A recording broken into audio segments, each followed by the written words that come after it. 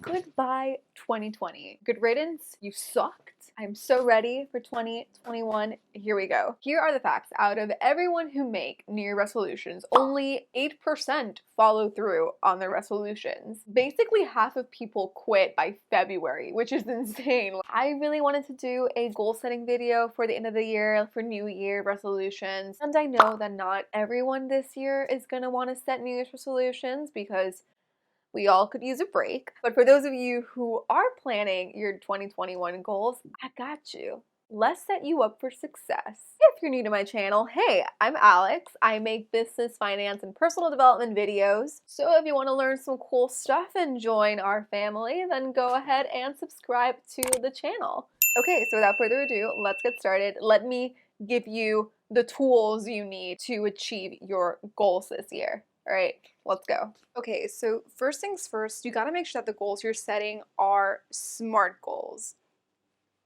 I don't have a whiteboard, so I'm just gonna go with this. SMART is an acronym for when you're goal setting. The S means specific. The M stands for measurable. The A is attainable. The R is for relevant. And lastly, the T is for time sensitive. To better explain this, let's take the goal of losing weight. Most people will say, I want to lose weight in the new year. But this is very vague. Are we talking about 5 pounds, 10 pounds, 20 pounds? There's no way to actually measure this. There's no time limit to it. It's just very broad. And by being broad, it's actually less likely that you're gonna achieve it. Therefore, goals need to be specific. The same goal that we just talked about can be rewritten to include how much and by when. So instead of saying, I wanna lose weight in the new year, it's better to say, I wanna lose 20 pounds in the next 4 months. And by doing so, you are knocking out the specific, the measurable, and the time-sensitive categories. Boom, just like that in one single statement. The remaining two, attainable and relevant, don't necessarily have to be in the actual goal statement, but you do need to think about them. In order for us to actually achieve our goals, we need to make sure that they're attainable, they are realistic. Someone can say, I'm gonna have $1 million in my bank account by this time next year. But if that same person is drowning in debt, it's very unlikely that they're actually gonna be able to do that. Not meeting your goals can lead to feelings of stress, depression, anxiety, and feelings of failure. So in order to make sure that you're setting yourself up for success, you need to make it realistic, something you can actually do in the next whatever time you decide to do it. So using our previous example, instead of saying, I'm gonna have $1 million in my bank account by next year, you can then say, I'm gonna get rid of all my debt by this time next year. And that way you're setting yourself up for success instead of setting yourself up for failure. And the last letter of the acronym is relevant. Now, this one is super important because this is the one that's going to give us the strength and the motivation and the push that we need to achieve our goal. The word relevant in this acronym basically means that this goal is something that makes sense for you, something you're excited and motivated about, because if you're not excited about meeting your goal, like, it's going to be 10 times harder to achieve it. Ask yourself if this is something you really want. Is this something you want to put in the work to do? So whenever you're thinking about your goal, really think about, why are you even doing this? And if the answer is something that strikes you to your core and you're very passionate about it and it really means a lot to you, then yeah, it's relevant and it fits the category, because it means that you're going to be willing to take all those necessary steps and push yourself through the hard times to really achieve your goal, which is exactly what we want, right? So if you just want to be rich because you want to be rich, that's not enough. It's like,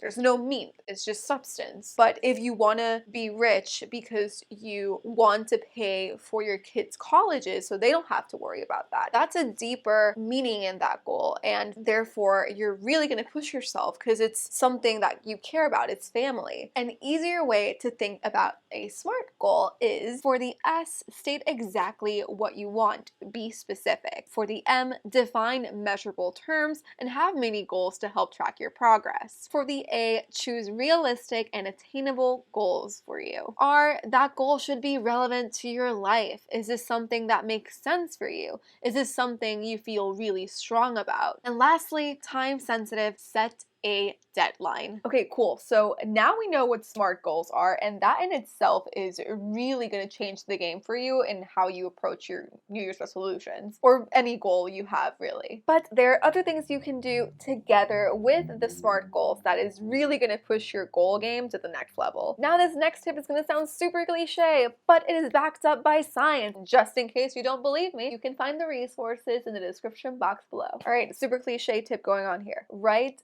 down your goals. There are 2 reasons why this works. Number 1, it helps to physically see it all the time and remind yourself of your goal. Because when you write it down, you can stick it in places that you see all the time or interact with, such as the fridge or your mirror, and you see it every single morning. And constantly reminding yourself of your goal is really going to help you keep in check with following through. Hey, you made this promise to yourself, follow through. Stop procrastinating. Or at least that's what I tell myself. Big procrastinator. The second reason why this works is called encoding. Now, there's a lot of biology and neuroscience that goes behind this, and quite frankly, I'm not an expert in those fields, but in a nutshell, you know how when you write things down, you remember them a lot easier than if you hadn't written it down or you just heard it? Yeah, that's because of encoding. According to an article from Forbes, encoding is the biological process by which the things we perceive travel to our brain's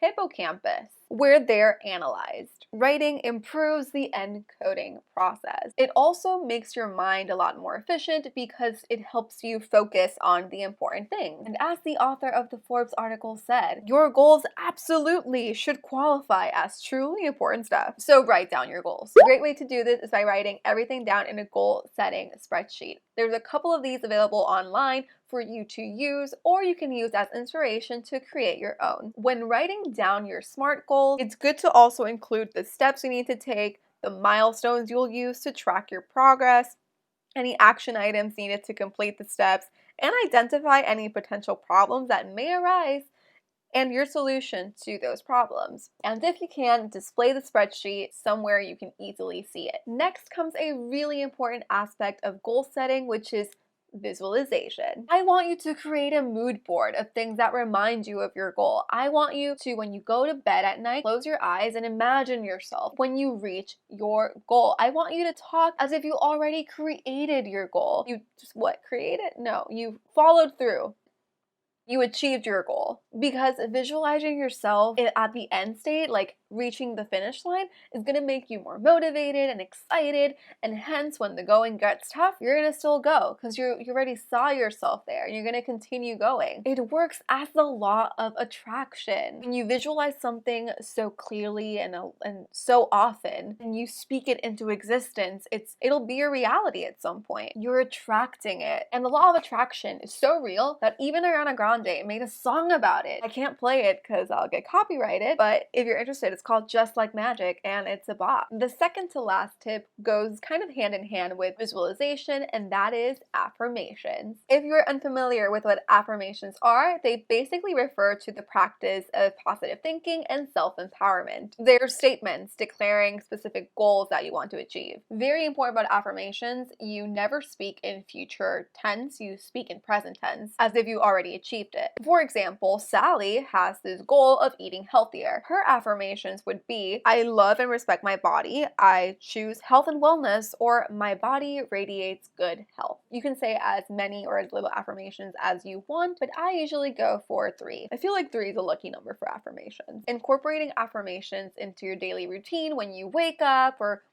right before you go to bed, or in the middle of the day if you're stuck in traffic. Incorporating this into your daily routine is not only going to help you achieve your goal, but it does wonders for your life. It helps you with your attitude, and you're gonna be a more positive person just by doing this. And it really also helps with mental health. I can speak truth to that from personal experience. Thanks 2020. The last tip I have for you in this video is to surround yourself with people that will support you. And hear me out. Friends and family are a great way to start. And yeah, friends and family who love and support you are always amazing, and they're always very helpful. However, when I say this, I say that you should find someone who already did accomplish the goal that you want to. And having that person as a mentor, someone you can talk to, someone who, when you're feeling down or you feel like you're not gonna make it, they can give you that extra support, or they can give you advice on how to get out of it, or hold your hand through it all. I feel like this person is crucial, and it's so important, and it's really, really gonna help you achieve your goal. For example, my New Year resolution is I want to be a healthy eater. And following all these tips that I'm giving you guys, I'm doing them all. And I have this person who can support me, who already